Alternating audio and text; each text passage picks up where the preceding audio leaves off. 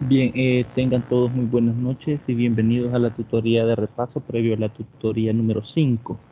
Acabo de iniciar lo que es la grabación. Ahorita les voy a compartir en pantalla algunas de las diapositivas que nos quedaron pendientes de la tutoría 4.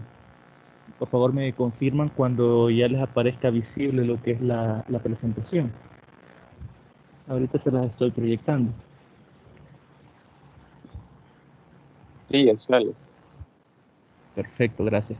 Tenemos lo que es el contenido de la unidad 3, el contenido 3.7.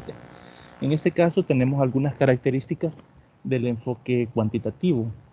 Por ejemplo, tenemos los elementos clave que necesita que haya una relación numérica entre dos variables del problema a investigar.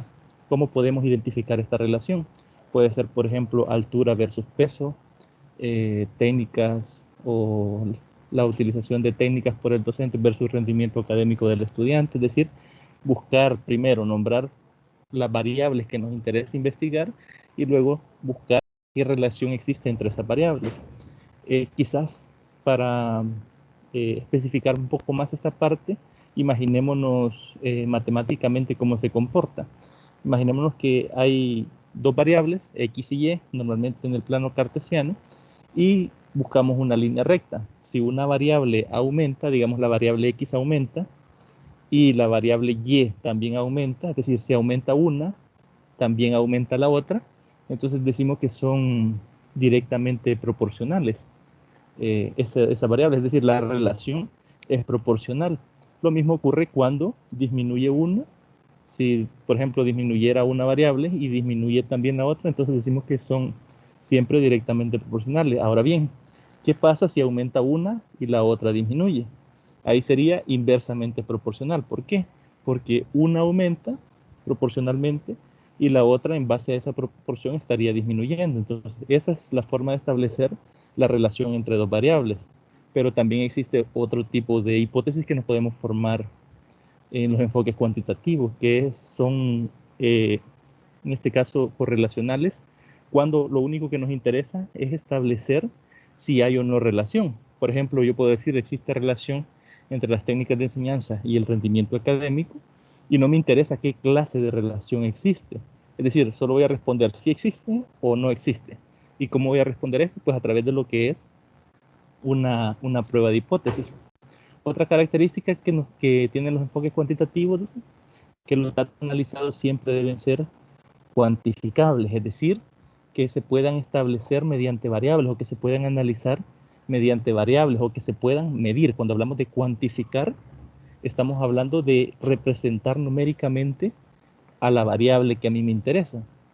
Por ejemplo, si hablamos de la variable peso, yo el peso lo puedo expresar con valores numéricos. Obviamente ahí también entran lo que son los tipos de variables, que tenemos variables descriptivas, eh, variables discretas y variables continuas. ¿Cuáles son las discretas? Aquellos valores que son enteros, por ejemplo, 1, 3, 5, por ejemplo, la edad.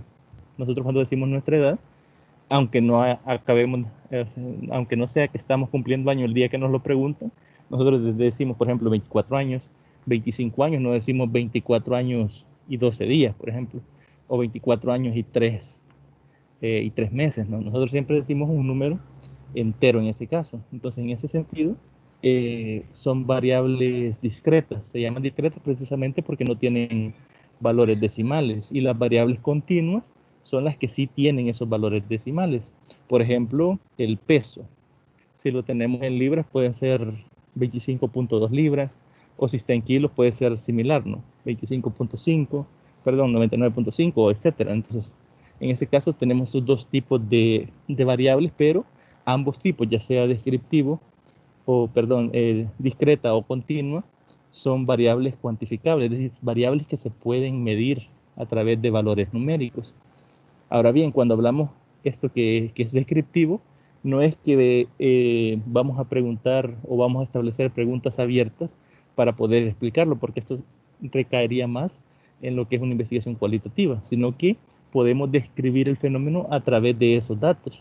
Por ejemplo, si observamos la imagen, aparece aquí al fondo una gráfica. Si supusiéramos que en la gráfica acá esto está por meses, entonces usted puede decir cuál es el mes que tiene un mayor valor, cuál es el mes que tiene un menor valor, cuál es el mes que tiene un valor intermedio, o en qué meses se tienen más o menos el mismo resultado, únicamente viendo la gráfica. Y mediante eso, ¿qué es lo que ha hecho usted? Es describir, ¿no?, lo que es la problemática, pero a través de lo que es valores numéricos, ¿no?, que son valores fríos.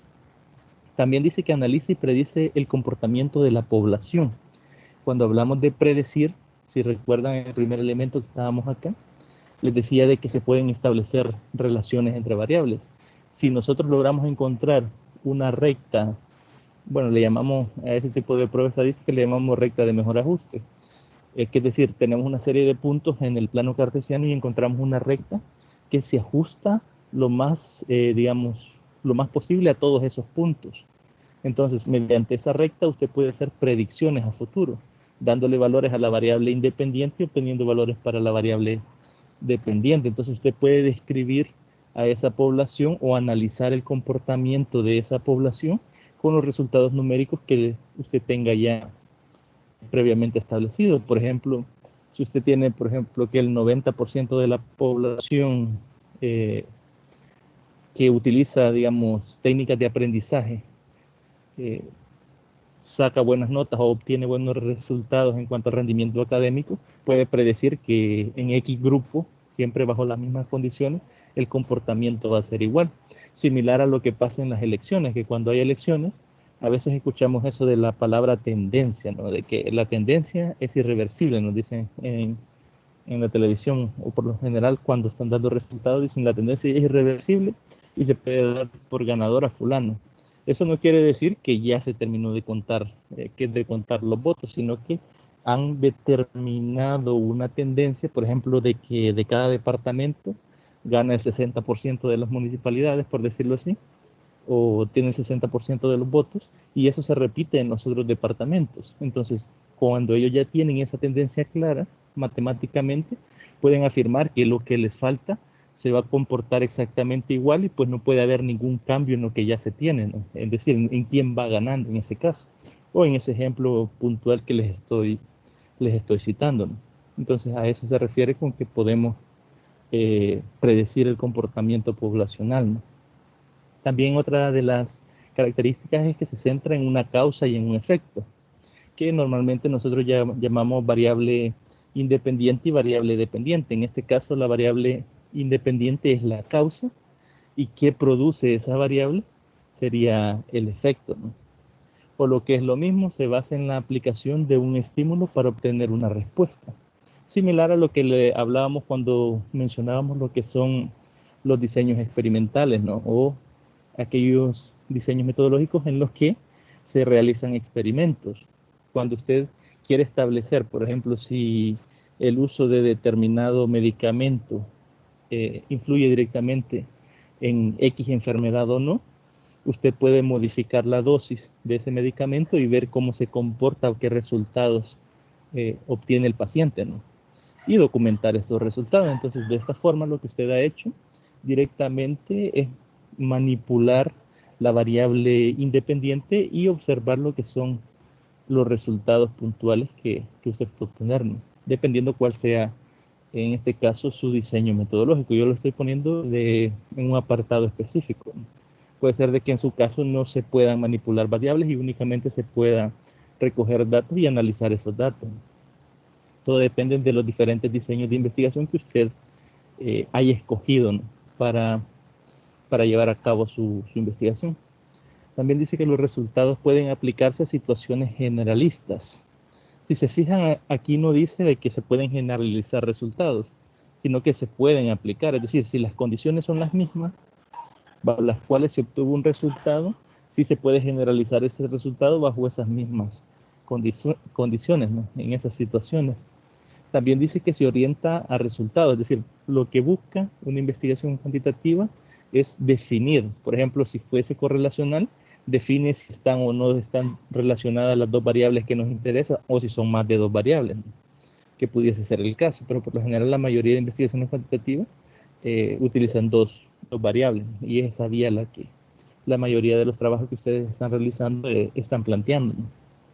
También dice que los números y los datos representados en la realidad representan, perdón, la realidad más abstracta. Es decir, que representan aquellos valores que son los que están sucediendo dentro del fenómeno, aunque a veces nosotros desde fuera notemos una realidad diferente, pero tenemos que ser fieles a lo que los datos arrojan. Quizás contarles una pequeña experiencia que tuve yo al respecto con este punto que me vino a la mente. Hace unos años yo estuve recibiendo lo que es una capacitación sobre igualdad de género. Y yo estaba trabajando en esa época en una escuela, en un municipio, y eh, como se trataba de igualdad de género, cuando la estaba recibiendo nos plantearon una teoría en la que decía de que niños y niñas no jugaban juntos porque los niños se creían mejor que las niñas, por ejemplo en fútbol, y las niñas se creían mejor que los niños en béisbol o softball, como lo decimos nosotros. Entonces, en este caso, por eso se suponía, por esa teoría, que no jugaban juntos. Entonces, en el centro escolar donde yo trabajaba, comentaba yo a la persona que nos estaba dando la capacitación, de que yo había observado que sí jugaban juntos. O sea, no existía ese, yo quizás participando decía que no existía ese problema de que se crea mejor el niño por ser niño que la niña para jugar fútbol, o que la niña se crea mejor que el niño para jugar softball. En este caso, eso es lo que yo podía apreciar de lo que veía, que sí jugaban juntos. Obviamente nos hicieron realizar una pequeña investigación y nos hicieron pasar un test estandarizado sobre igualdad de género, y resultó de que en el centro escolar el 80% de los niños sí se creían mejor que las niñas en fútbol, y resultó que el 60% de las niñas sí se creían mejor que los niños en softball. Entonces, el hecho de confrontar o de ver los datos que no eran lo que uno puede ver a simple vista, ¿no? O puede observar, que es el hecho de que jugaban juntos. O sea, ellos no tenían dificultades o no se discriminaban, mejor dicho, por jugar para compartir la cancha, ¿no? Para jugar el mismo deporte. Pero sí había siempre esa cuestión de discriminación en el hecho de pensar de que por ser hombre eh, eran mejores y las mujeres también. Es decir, la investigación o lo que eh, sugería lo que la teoría que nos estaban planteando era cierta, porque la teoría planteaba de que sí se sentían mejor los niños para fútbol y las niñas para softball, pero nosotros no lo percibíamos así, porque sí jugaban juntos. Entonces, quizás comentarles eso para que tengamos en mente que en nuestra investigación puede que los datos que obtengamos o lo que observemos sea diferente a lo que nosotros percibimos. Por eso dice que los números y los datos representan la realidad más abstracta. ¿Por qué? Porque a veces esa realidad no es observable mediante test que midan esas variables que a nosotros en nuestra investigación nos interesa medir, valga la redundancia. Puede que obtengamos resultados que mediante la observación no lleguemos a esas conclusiones, ¿no? Entonces, quizás solo para eso comentarles esa experiencia, para que tengamos la mente abierta y no vayamos a caer en el error de tratar de, tal vez en futuras investigaciones, porque en este caso creo que no vamos a recolectar datos, de modificar los datos, ¿no? Siempre, sin importar el resultado que arrojen. Eso es lo que nosotros debemos de respaldarnos, porque ahí está nuestro profesionalismo y nuestra ética. Y ahí, como último punto, tenemos que estudiar las conductas humanas y los comportamientos de una muestra de la población. Siempre volvemos a la imagen acá. Sabemos que en cualquier investigación no es que vamos a investigar a todos los elementos de esa población. De hecho, ya lo veíamos en la tutoría 4, cuando estábamos revisando cómo se calcula la muestra, el tamaño de la muestra. Si se fijaron, eso es para garantizar que la muestra en ese caso sea representativa. Y como hablábamos, representativo es que tengan las cualidades o las características de la población que a mí me interesa. Y hablábamos, ¿no?, de cómo se podía hacer la selección de la muestra, ¿no?, que puede ser probabilística, no probabilística. Dentro de la probabilística hay unas características que se deben de cumplir para que sea representativo, y una de esas es la selección de la muestra utilizando o bien el programa que estamos revisando, o hacerlo con la fórmula de Gabaldón. En este caso, si se fijan acá, hay una lupa y no está sacando, por decirlo así, todos los elementos que están en la investigación, sino que es una pequeña selección que tenga esas características, son las características que yo busco extraer, de la cual yo deseo extraer información, ¿no? Que aporte directamente a lo que es la investigación. No sé si de eso tienen alguna duda o quieren comentar algo, también pueden hacerlo. Aquí se trata de discutir, puede que ustedes me hablen de su investigación, alguna duda que les haya generado esto, o algún planteamiento diferente, pues podemos también discutirlo.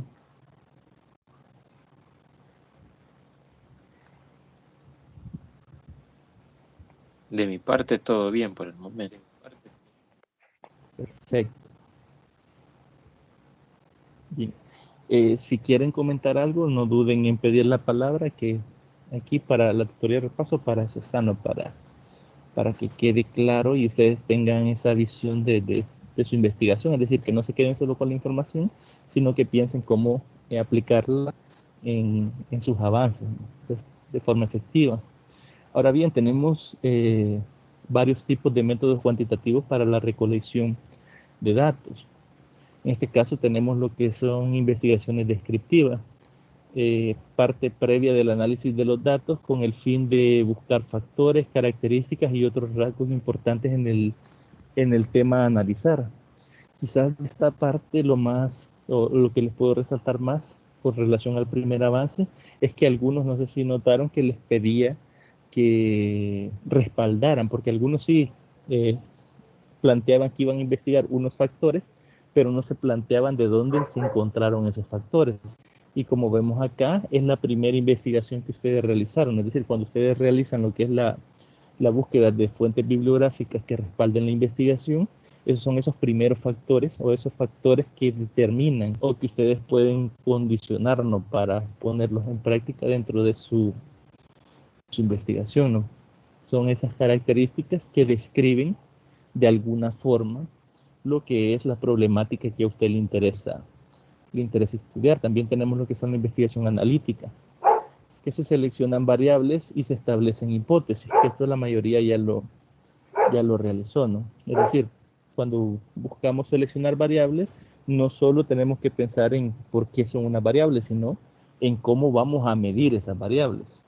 Es decir, cómo vamos a asignarle valores numéricos a esas variables, en este caso para que estén siempre dentro de la línea cuantitativa, ¿no? Y tenemos también lo que son variables o investigaciones experimentales, que se divide a la población de forma aleatoria, es decir, como les mencionaba, puede que elaboremos varios grupos y condicionemos resultados en base a modificaciones de la variable independiente para observar qué ocurre con la variable dependiente. Creo que en este caso nadie va a realizar experimentos. Si se diera el caso en un futuro que ustedes tomen una investigación en la que tengan que realizar experimentos dentro de sus investigaciones, yo les recomendaría que lean a fondo, no recuerdo si es el capítulo 10 o 11 de Sampieri, del libro base que se les ha dado, porque ahí establece los diferentes tipos de experimentos que se pueden utilizar y cómo garantizar de que están cumpliendo con la normativa para que sea un experimento válido dentro de su investigación. Eso, como le menciona, si se llegara el caso, si se llegara a dar el caso que ustedes necesiten, ¿no? De eso, es bueno que lean ese capítulo. Si no es el que les estoy mencionando, en el índice pueden buscarlo, en el índice del libro, ahí va a aparecer los tipos de experimentos, ¿no? Bueno, de hecho acá nos menciona una que es la investigación semi-experimental, que se eligen los componentes de cada grupo muestral según las variables establecidas para la selección.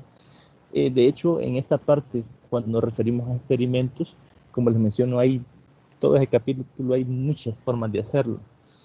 Resumirlas todos quizás en esos dos es demasiado vago y tocaría ir y leer el capítulo completo.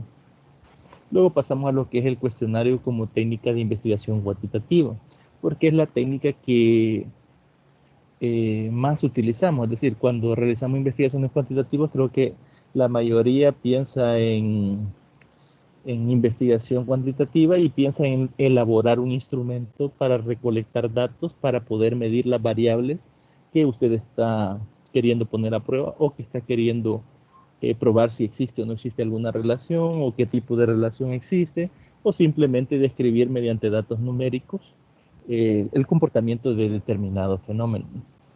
Nos dice que el conocimiento de las diferentes técnicas de investigación permite al investigador la correcta selección del medio más adecuado para llevar a cabo su trabajo de campo, en el contacto con la realidad que es el objeto de su investigación. En este caso vamos a ver qué es un cuestionario, qué es una encuesta y qué es un test. Notemos primero de que en algunos libros, algunos autores establecen que la técnica se llama encuesta, el método se llama encuesta y la técnica se llama cuestionario. Y aquí vamos a ver el autor, que en este caso eso ha sido extraído del material que aparece ahí en los enlaces adicionales, que ustedes pueden desarrollar la lectura completa. Obviamente acá solo se les ha sacado pequeños fragmentos de esa lectura. Si ustedes quieren profundizar más, deberían de leer o deberán de leer lo que es todo el documento. Entonces nos dice que un cuestionario es por definición el instrumento estandarizado que utilizan para la recogida de datos durante el trabajo de campo de algunas investigaciones cuantitativas, fundamentalmente las que llevan a cabo con metodologías de encuestas. Aquí hay algunas cosas que es importante que analicemos. Primero, veamos acá la palabra estandarizado. ¿Qué quiere decir que un instrumento de recolección esté estandarizado? Quiere decir que ya ha sido verificado previamente por alguien, por algún investigador previamente, o si no ha sido el caso, usted tendría que estandarizarlo. ¿Cómo se hace eso? Debe de pasar por ser un instrumento confiable y que tenga validez, es decir, que sea viable, o que en ese caso se midan aquellas variables que se pretenden medir. Creo que de eso hablamos un poco en una de las tutorías de repaso anteriores. No sé si recuerda a alguien cuando hablamos de qué era confiabilidad y qué era validez. No sé si alguien estuvo presente en la tutoría donde hablábamos de confiabilidad y validez.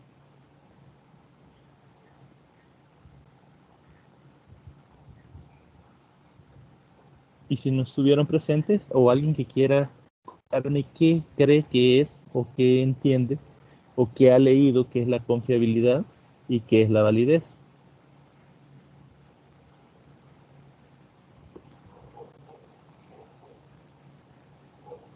Recordemos que estamos hablando de un cuestionario, ¿no?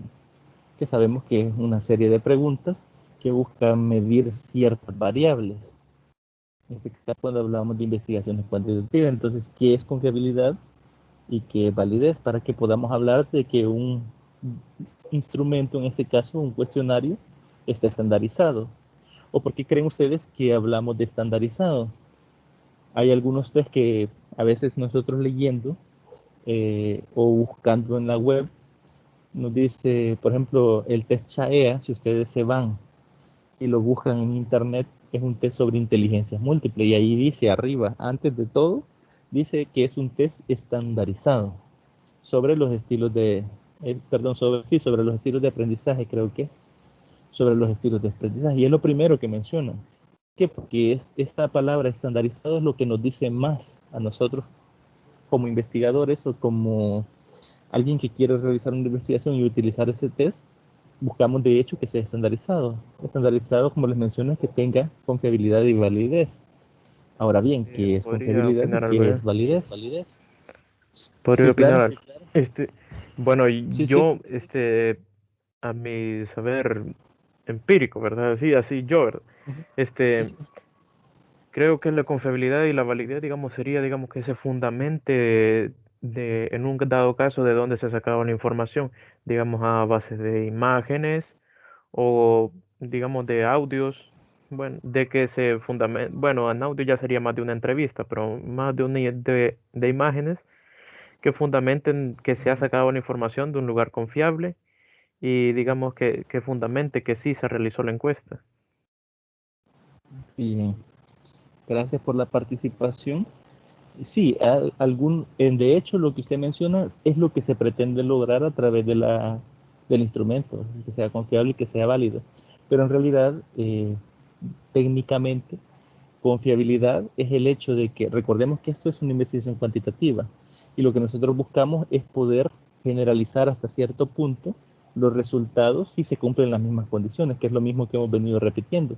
Entonces, que un cuestionario, en este caso, sea confiable significa que repite los mismos resultados, tal vez no exactamente idénticos, pero si yo aplico el test a 5 estudiantes de una institución y lo aplico a otros estudiantes de esa misma sección, de la misma institución, los resultados al tabular esos datos de esos dos grupos, de esos dos pequeños grupos, tienen que ser similares. Si arroja resultados similares, entonces cumple con el apartado de la confiabilidad, es decir, arrojar resultados confiables. Esto permite replicar, por ejemplo, cuando les hablaba del test CHAEA, ese test es estandarizado porque si usted responde, digamos, las preguntas que le hace ahí para determinar los estilos de aprendizaje hoy y es sincero con sus respuestas o sincera y lo hace dentro de 6 meses y vuelve a ser sincero con sus respuestas, tendría que obtener exactamente o prácticamente los mismos resultados.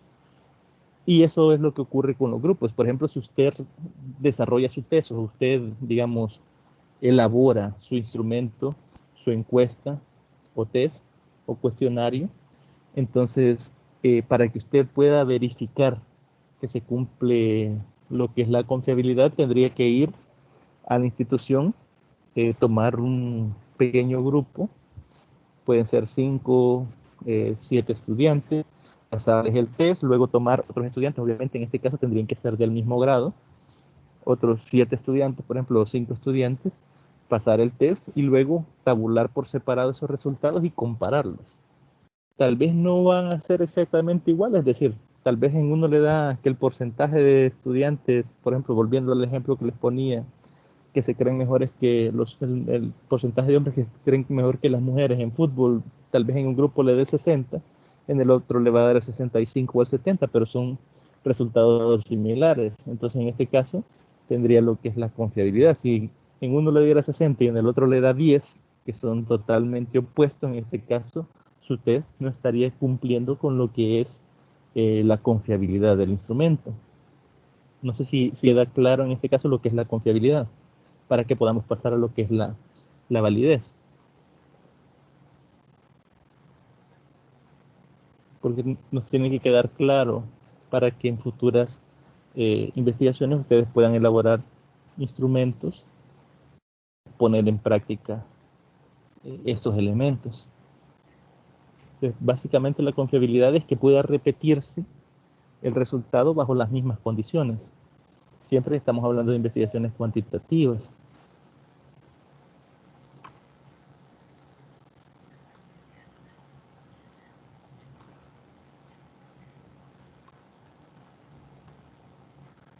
Bien, vamos a pasar entonces a lo que es la validez. Vamos a asumir que quedó claro lo que es la confiabilidad. Ahora bien, ¿qué es la validez? La validez no es más que el instrumento mida lo que tiene que medir. Suena un poco redundante, pero pensémoslo. Imaginemos de que usted quiere medir con su instrumento lo que son, en este caso, los estilos de aprendizaje. Con usted quiere medir los estilos de aprendizaje, pero dentro de las preguntas que usted elabora en su test, usted le pregunta, por ejemplo, si le gusta la asignatura, le pregunta eh, cuánto tiempo le dedica a estudiar de otras materias, le pregunta con quién estudia, le pregunta todo menos cosas que vayan enfocadas directamente a esa variable. Es decir, es preguntar cosas que no me abonan a las características o a las variables que yo pretendo medir. Entonces, por eso hablamos de validez Es decir, que el instrumento mide en realidad las variables que a mí me interesa medir o que pregunte aquella información que me va a dar a mí un resultado directamente sobre lo que a mí me interesa. Porque a veces perdemos de vista las variables que hemos definido. Por ejemplo, si yo en investigación defino rendimiento académico y técnicas de enseñanza y voy y eh, le pregunto por cosas que no tengan nada que ver con eso. Puede ser que le pregunto si ve cuánto tiempo ve televisión, puede ser que le pregunte la edad, o puede ser que le pregunte otra cosa que no tenga ninguna relación directamente con el tema que a mí me interesa. Entonces ese instrumento no tendría validez. Entonces en este caso, cuando hablamos de un test estandarizado, estamos hablando de un test que cumple ambos criterios, de tanto la confiabilidad como la validez. Entonces, eso es bastante importante que lo tengamos en cuenta a la hora de elaborar lo que es un cuestionario, una encuesta o un test. Entonces, dentro de esta definición de cuestionario es lo que más hay que tener en cuenta, ¿no? Después nos dice que un cuestionario es la técnica o instrumento utilizado. La metodología encuesta es el conjunto de pasos organizados para el diseño, administración y para la recogida de los datos obtenidos. Si leemos esta definición y la comparamos con cuestionario, a veces la confundimos. Es decir, a veces creemos que es lo mismo, pero no. Si nos fijamos en este caso, es la metodología. Si se fijan, está un poquito más blanquita la letra en este caso de qué es la metodología. Es decir, cuando usted en su trabajo en el apartado metodológico, usted tiene que plantear cuál es su técnica o su metodología de recolección de datos. Su técnica, usted diría, mi técnica es la encuesta. Mi metodología es la encuesta y mi técnica es el cuestionario. ¿Por qué? Porque el cuestionario únicamente es el que usted elabora con la serie de preguntas que usted pretende medir. Y la metodología encuesta le lleva, por ejemplo, cuándo va a pasar la encuesta, cómo la va a administrar, cómo la va a tabular o cómo va a cuantificar las variables y lleva más elementos, es decir, es un proceso un poco más amplio que el hecho de recoger datos.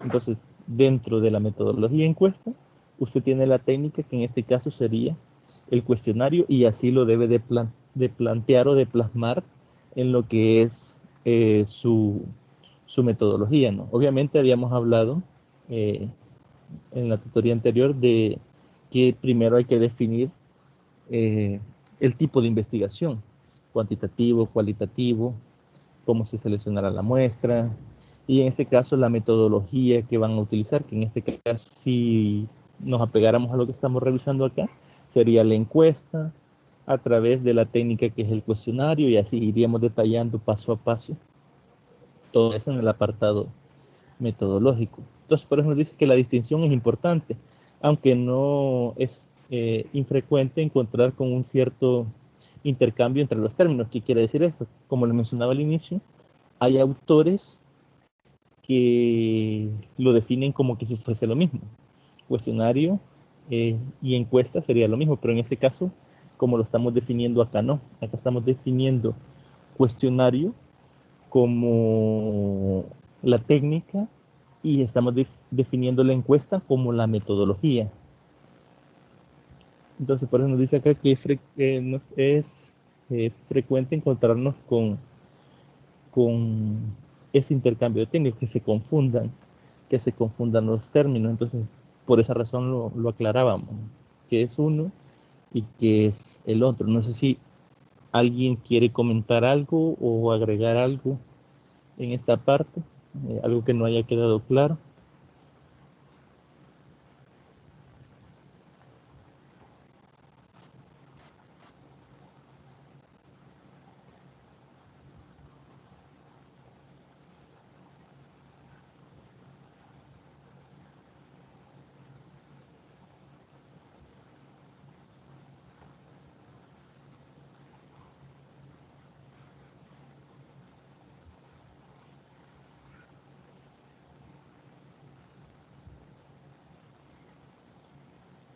Bien, vamos a asumir entonces que está todo claro Y pasamos a qué medimos con un cuestionario, es decir, qué es lo que estamos midiendo o qué buscamos medir con la elaboración de un cuestionario. Diseñar un cuestionario no es una ciencia exacta, cuando menos por el componente artesanal que la construcción de sus elementos principales implica. Sino, bien, quizás parémonos un poco acá. Cuando hablamos de componentes principales, a veces dentro de los cuestionarios nosotros definimos categorías. Por ejemplo, en las primeras 5 preguntas vamos a medir estas variables, en las otras 5 preguntas esta otra variable, en las otras 5 preguntas esta variable y así, ¿no? Entonces, a veces esos son pequeños fragmentos que van dirigidos directamente a buscar o a recabar información sobre esa variable. A veces tendemos a tal vez no hacerlo en bloque, sino que mezclamos todas las preguntas, pero cuando usted analiza los datos o cuando usted tabula esos datos, usted ya sabe como investigador la pregunta 1 es de esta variable, la pregunta 5 de esta misma variable y así, ¿no? Entonces, a eso se refiere cuando habla de elementos principales, de todos esos elementos que usted pretende, en este caso, medir. Si nos fijamos en esto, dice, no resulta difícil observar que medir con cuestionarios tiene que ver con la formulación adecuada de las preguntas y respuestas. En este caso sería la formulación de ítems que lo conforman. ¿Por qué? Porque si usted pregunta de forma correcta, obtiene la respuesta, digamos, adecuada para el propósito de su investigación. Como lo hablábamos, en este caso, si hemos verificado que el instrumento sea confiable y que tenga validez, no habría ningún problema o se asume que no hay ningún problema con lo que es la redacción de ítems, pero hay que tener bastante cuidado con esto, porque a veces en la forma en que se pregunta, se tiende a inducir a que la persona que lo lea responda X o Y elementos que están dentro de la respuesta. ¿Por qué? Porque a veces incidimos sin querer con la redacción en la respuesta que la persona que lo lee va a darnos sobre esa pregunta. Es decir, a veces no es lo que cree la persona, sino que la persona responde lo que cree que nosotros queremos saber. También dice que esta técnica es de elección en el desarrollo del trabajo de campo, que requiere la recogida sistemática y estructurada de información apartada por un número sustancial de informadores. Esos informadores o ese número ya sabemos cómo lo vamos a calcular. Si la muestra es probabilística, ya sabemos cómo utilizar el programa, ya sabemos cómo utilizar la fórmula. Entonces, solo es de que usted decida de qué forma se calcula o usted piensa calcular la muestra, ¿no? En el caso en que lo haga de forma probabilística. También nos dice acá, o aparece este elemento que dice que de esta manera se ha ido estableciendo como técnica recomendable tanto en diseños de investigación experimental o casi experimental basadas en la comparación de grupos, como en aquella que se buscan el estudio de la población mediante la construcción de muestras estadísticamente representativas. Yo creo que esos conceptos ya los manejamos bastante bien, ¿no? Que son muestras representativas o que directamente un cuestionario en este caso nos está induciendo a poder medir directamente las variables que son de nuestro interés. Cuando hablamos de comparar grupos, es similar a lo que les estaba comentando de cómo verificar que su instrumento sea confiable, porque ese es quizás el mayor reto que ustedes como investigadores van a tener, el hecho de elaborar su propio instrumento, porque puede ser de que de la investigación que usted quiere realizar encuentre que ya hay test estandarizado, y en ese caso usted pudiese o podría echar mano de esos test y utilizarlos dentro de su investigación, que no habría ningún problema porque usted utilice un test estandarizado, siempre y cuando la fuente o de dónde lo esté extrayendo sea una fuente de carácter formal, ¿no? Así que no vaya a ser un test del Rincón del Vago o de otro de esos sitios que a veces no están estandarizados. Entonces hay que fijarnos, si ustedes encuentran un test que mide las variables que a usted le interesan, hay que fijarnos si ese test está estandarizado. Por lo general, cuando son test así que ya han sido previamente probados o desarrollados, siempre nos dice en la descripción que es un test estandarizado, ¿no? Ahí estaría la clave para que usted pueda utilizar uno de esos test. Como les digo, a veces, dependiendo del tema, hay temas o problemas o problemáticas que han sido investigadas mucho y ya existen esos test, entonces ya usted no tendría que elaborarlo. Ahora bien, si no tendría usted que elaborarlo, verificar qué confiabilidad y validez y ya pudiésemos aplicarlo en este caso. Y también acá nos aparecen los requisitos que debe cumplir un instrumento de medición, que era lo que hablábamos, ¿no? Confiabilidad, validez, y aquí le incorporamos un tercer elemento que es la objetividad. Si nos fijamos, la confiabilidad, grado en que un instrumento produce datos consistentes y coherentes. Dicho de otra forma, que usted lo aplique en dos grupos diferentes y el resultado sea similar, tal vez. Obviamente no va a ser el mismo, porque las personas no respondemos. Incluso creo que yo si lleno un test el día de ahora y lleno el mismo test 3 días después, creo que no soy capaz de repetir exactamente las mismas respuestas que di, ¿no? Pero sí tiene que haber un grado de coherencia entre los resultados de un grupo con los resultados del otro. En este caso, si se cumple eso, sería lo que es la confiabilidad. Y si vemos acá la definición de validez, grado en que un instrumento en verdad mide la variable que pretende, que sería preguntar o realizar o elaborar preguntas que busquen recabar información que sea de provecho para la investigación, que mida la variable que a usted le interesa medir. Por eso es que es lo que recalca acá, que mida la variable que se busca medir. En este caso, como les mencionaba, hay veces que cometemos el error de que cuando estamos elaborando test no pensamos en nuestra problemática, sino que solo buscamos llenar de preguntas y preguntas y preguntas el test. Entonces, a veces hay test que tienen 20 preguntas, pero de esas 20 preguntas, 10 preguntas no tienen nada que ver con el tema o con las variables que usted está estudiando, entonces ese test o ese instrumento no tendría lo que es la validez. Es mejor que tenga 10, 12, 15 preguntas, pero que en verdad se estén midiendo las variables que le interesan en su investigación. Y el tercer elemento que abona acá es la objetividad. Se refiere al grado en que un instrumento es permeable a la influencia de los sesgos. Cuando hablamos de sesgos, hablamos de errores. Es decir, que yo afirme algo y que no sea cierto, que cometa ese, que se comete ese error. Y tendencias de los investigadores que lo administran, que es lo que les mencionaba, que a veces dependiendo de cómo usted pregunta o cómo realiza la pregunta, así la otra persona se condiciona por la respuesta o responde, mejor dicho, lo que usted o lo que él piensa que usted quiere escuchar como respuesta. Un ejemplo de esto creo que se vio en, no sé, quizás no es bueno meter política, pero en ese caso les voy a poner un ejemplo político aclarando de que estamos dejando fuera todo el apartado político y nos vamos a enfocar directamente en el ejemplo. Había un diputado cuando estaban en la interpelación no era interpelación, estaban entrevistando a una persona que estuvo 58 días en un centro de contención, o mejor dicho, eh, lo llevaron a cuarentena obligatoria, ¿no?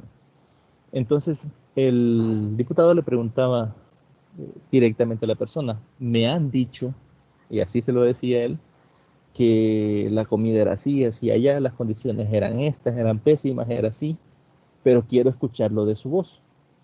En ese punto, o sea, si nosotros nos ponemos los lentes de investigador, es decir, si pensamos directamente o nos enfocamos como investigadores, la forma en que el diputado preguntaba no es la correcta. ¿Por qué?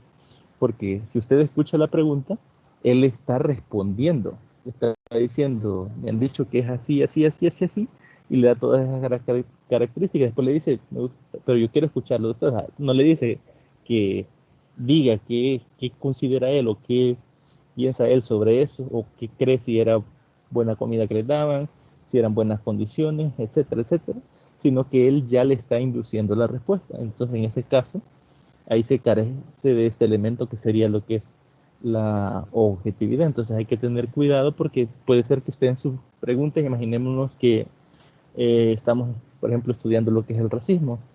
Entonces, si usted le dice, según estudios, el 90% de la población salvadoreña es racista. ¿Qué opina usted de esto? ¿O considera usted que es así, sí o no?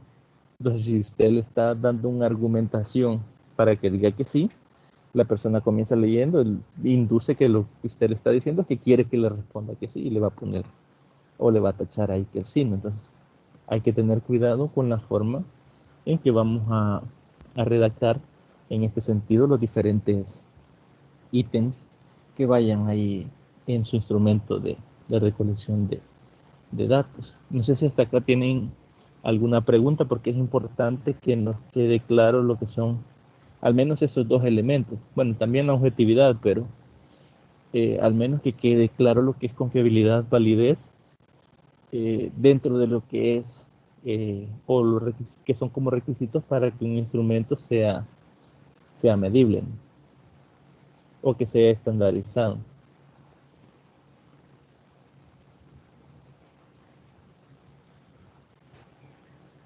No sé si alguien quiere opinar, quiere comentar algo.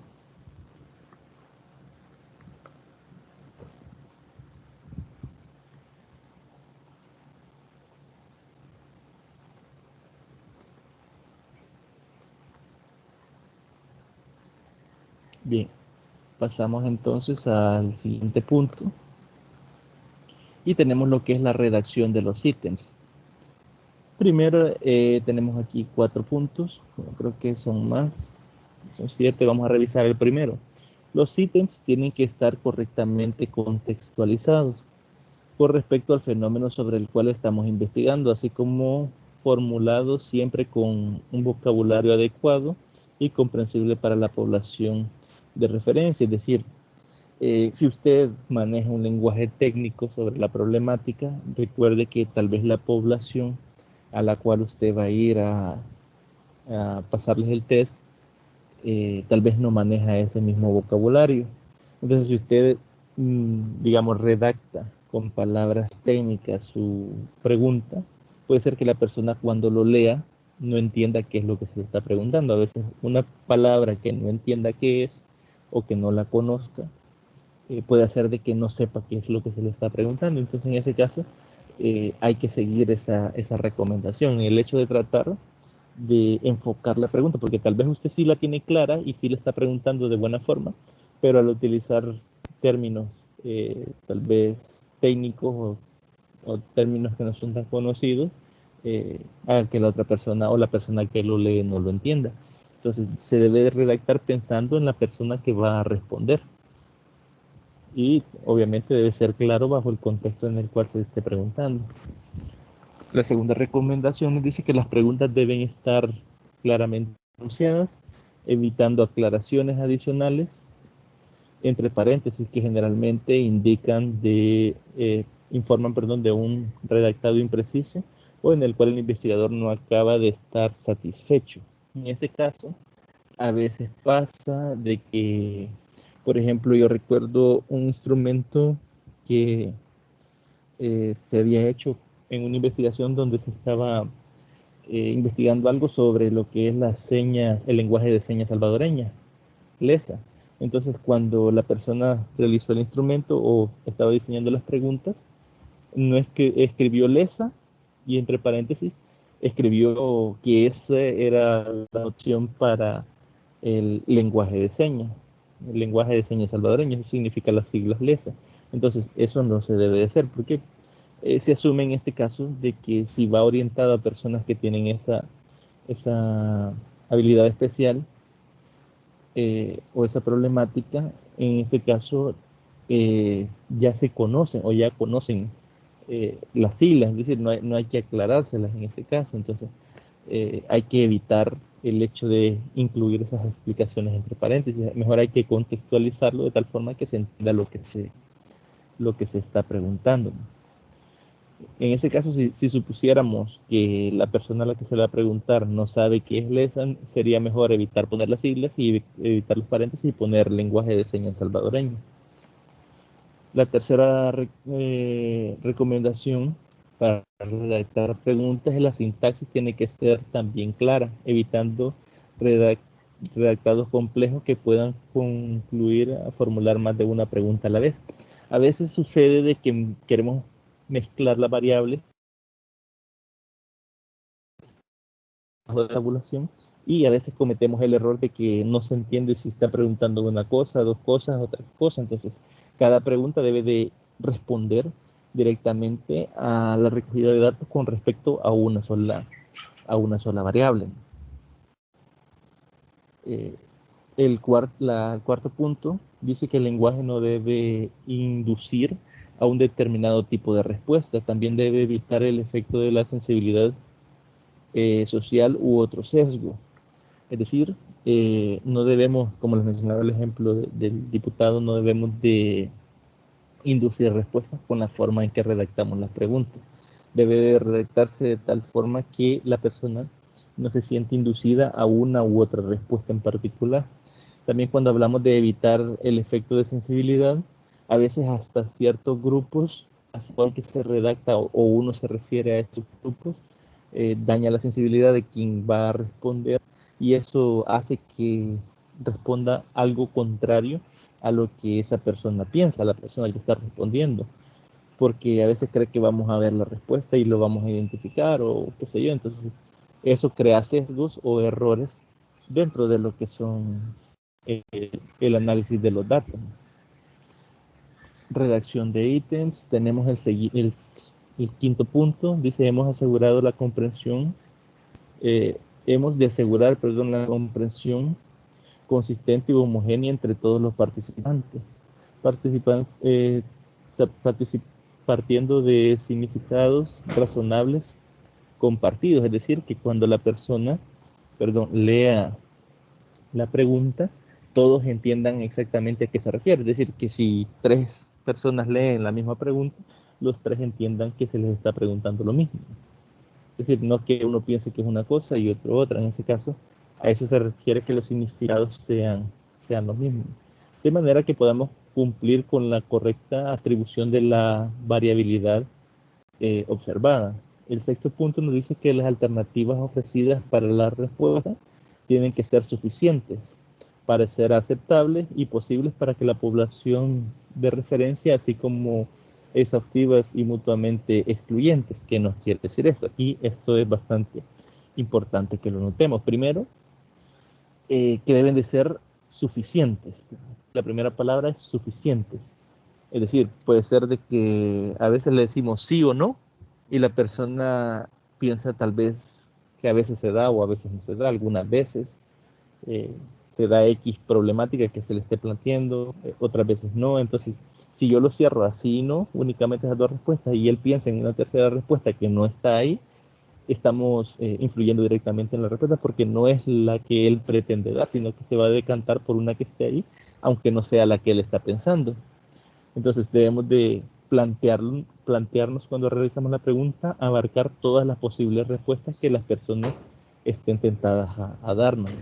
Aparte, todas esas respuestas tienen que ser posibles. Es decir, que posibles es que la persona sí las pueda valorar como una de las posibles respuestas a ese interrogante.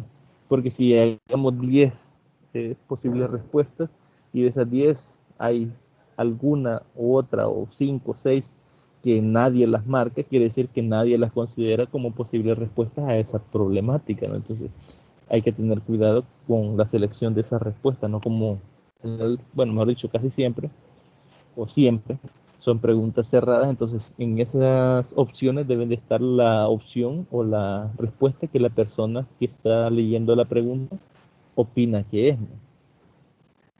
Dice que deben ser mutuamente excluyentes.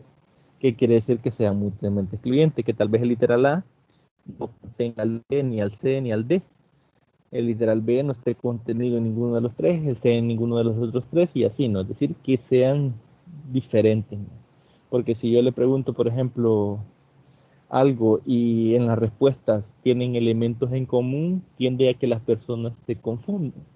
Puede que uno marque la A, pero también la B es correcta, por decir correcta, aunque cuando son encuestas todas las respuestas son correctas, ¿no? En este caso, pero puede ser de que considere que A y B tienen los mismos elementos, entonces ahí se estarían repartiendo las respuestas y puede ser que estén en la misma categoría, entonces deben de ser excluyentes. Y el séptimo punto, la escala de respuesta debe ser comprensible y estar claramente especificada en las instrucciones para rellenar el cuestionario, especialmente si los ítems se agrupan en bloques para simplificar su presentación, que es lo que les mencionaba. A veces medimos varias variables de X investigación y a veces tendemos a agrupar, como les mencionaba, primeras 5 preguntas responden a esta variable, otras 5 a esta variable, estas a esta variable. A veces no lo hacemos así, sino que mezclamos las preguntas, como se les mencionaba anteriormente, y nosotros como investigador sí sabemos qué preguntas responden a qué variable, pero la persona que lo va a responder no. Entonces, eso es más que todo quizás de forma, la forma en que se va a redactar. Obviamente ustedes en su metodología, si ustedes piensan elaborar el instrumento o ya lo elaboraron, usted tiene que explicar cómo se tabula. Si usted lo hizo en bloques, tiene que explicar en bloques y qué bloques responden a qué variables. Si usted lo hizo mezclando las preguntas, tiene que poner los ítems a qué variable está midiendo en realidad. Entonces, eso hay que especificar dentro de la investigación. Entonces, la recomendación es esa, ¿no?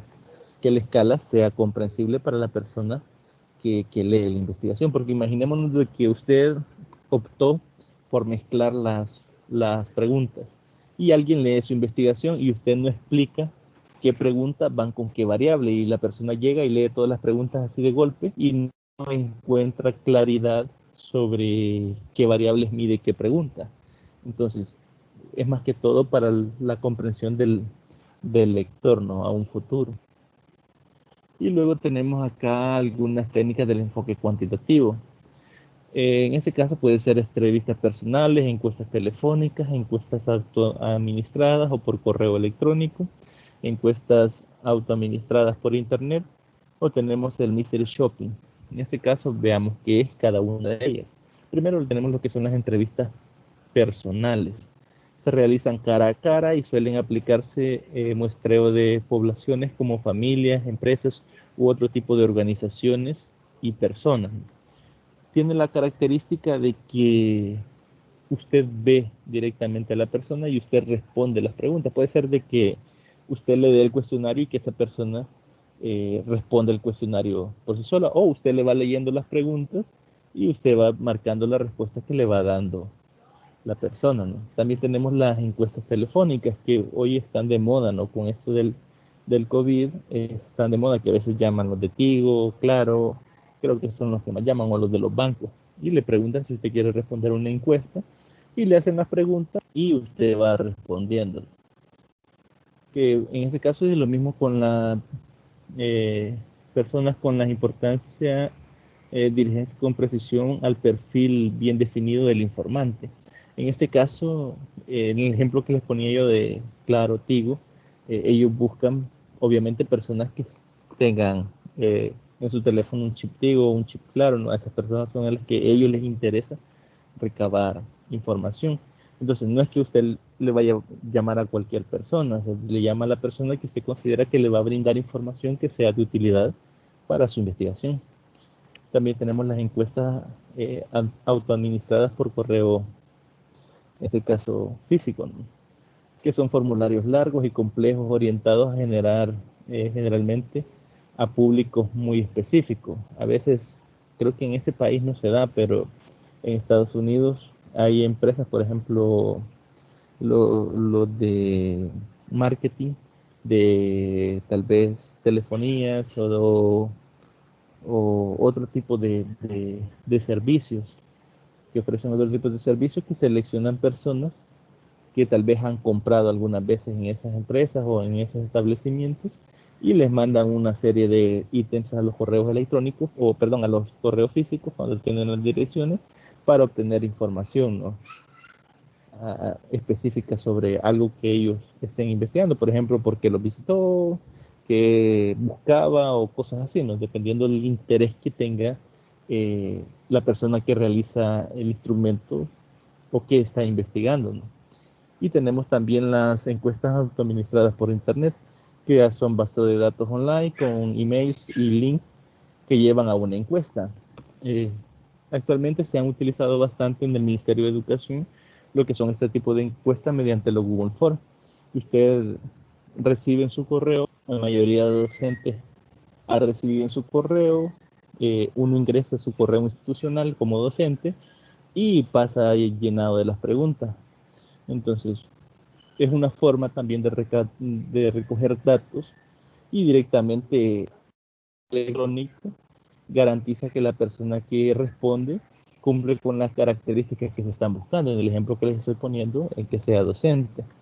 Y tenemos lo que es el mystery shopping. Personas que se hacen pasar por una comprador o compradora y va validando una lista de puntos de calidad. Normalmente se emplea para ver si están siguiendo las normas establecidas por organizaciones o empresas.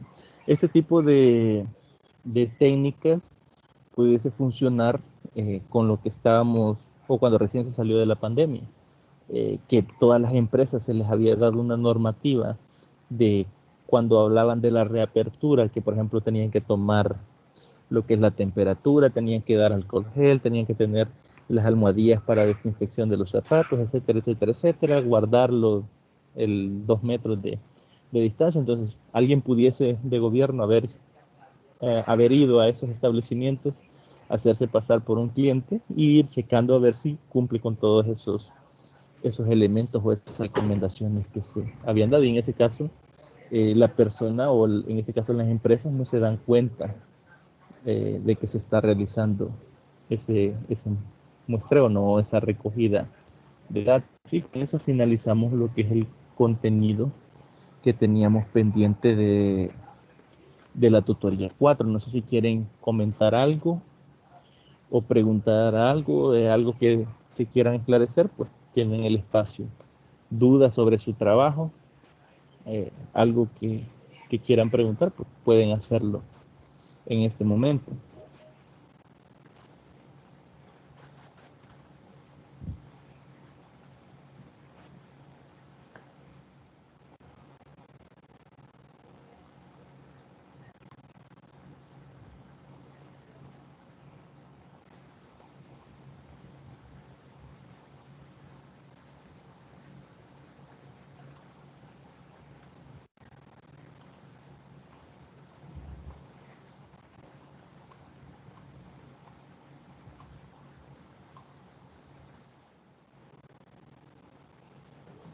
Buenas noches.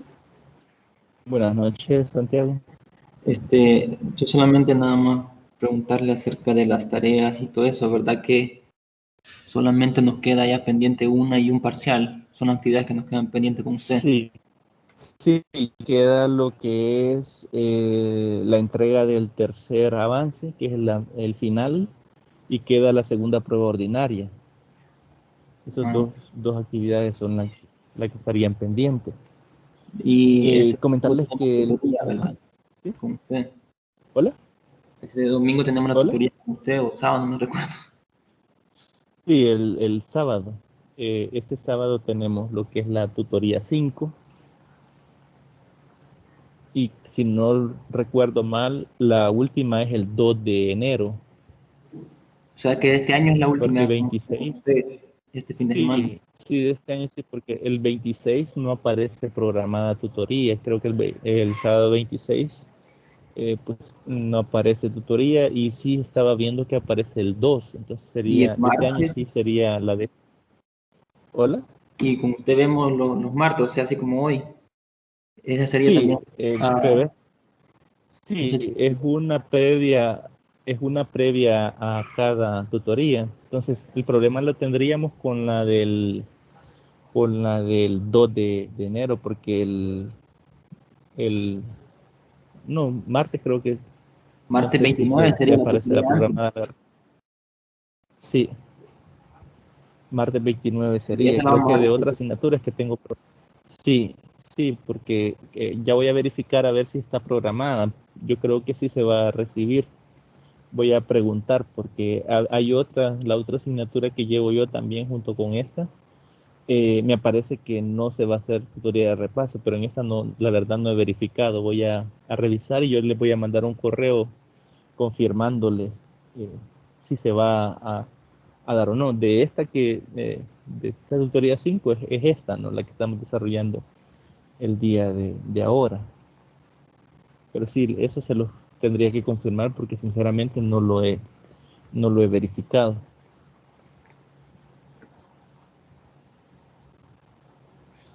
Con respecto quizás a los trabajos del segundo avance, ya inicié a calificarlos, pero hasta que esté calificados todos, les voy a mandar a sus correos lo que es por grupos o individualmente, los que van solos, ¿no? En los trabajos, para que puedan revisarlos. Todavía no he terminado, me faltan bastantes todavía. Espero tal vez la otra semana y por el miércoles o jueves estén pendientes que en el correo estarían recibiendo lo que es sus trabajos ya con las observaciones para que puedan ser incorporadas en el trabajo final. Como les mencionaba al inicio, lo de la prueba ordinaria 1, ya en plataforma les cargué lo que es la calificación. Todavía no les puedo enviar lo que es la solución, pero sí se las voy a enviar cuando, cuando se me dé el ok para que ustedes la puedan verificar y cada uno podrá revisar su nota ya más detenidamente, ¿no?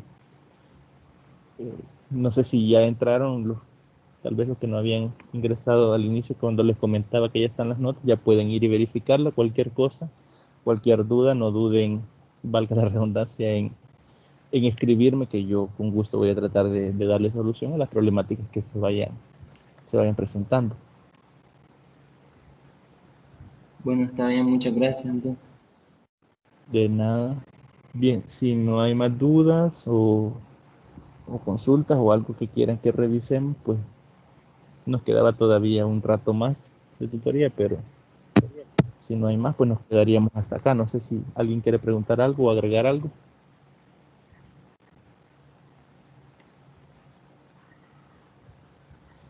No, de mi parte, no, licenciado, todo está bien hasta el momento. Perfecto. Hola, hola. Hola, hola, sí. Hola. Sí, eso les iba a preguntar sobre respecto al parcial, porque sí, Ajá, ya en el bien. correo sí ya lo revisé, pero sí no me aparecen exactamente lo de las observaciones. Solamente que yo tenía una duda. Lo Este, del, espérame, con lo lo del de la parcial. prueba ordinaria, ajá, Sí, sí, dígame. ¿por qué razón pusieron como las dos normas APA? Que no solamente nos tenemos que basar en una o dependiendo en con cuál estamos trabajando. Porque una de las preguntas, o sea, sí se me hizo un poquitito confuso, porque Ajá. tal vez en una versión sí me decía lo que era, pero en la otra versión me daba todo lo contrario.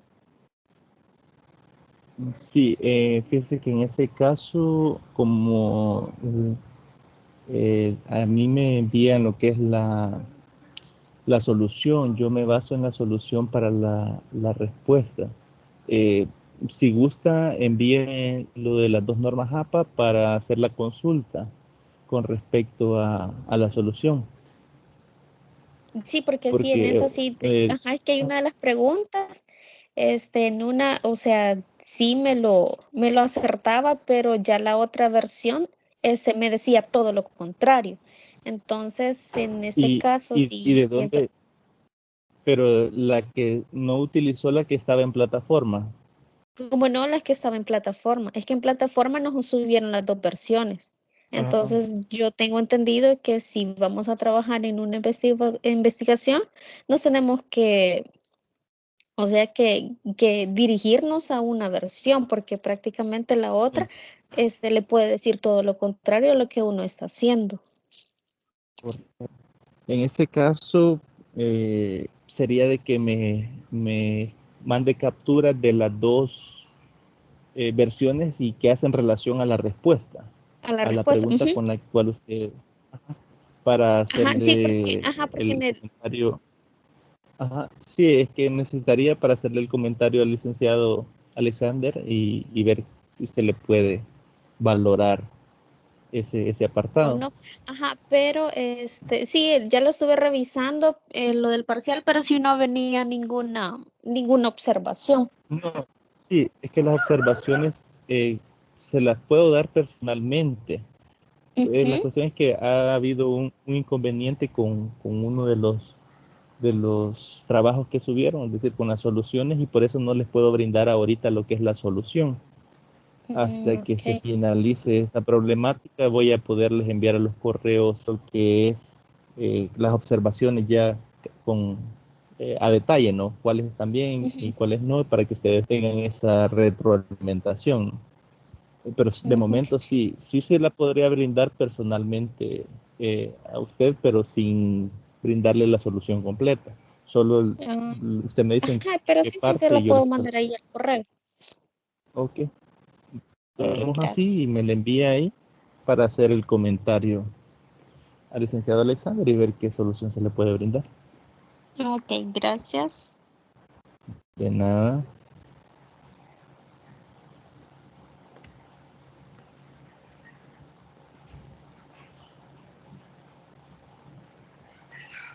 Bien, no sé si alguien más quiere agregar algo, preguntar algo, comentar algo.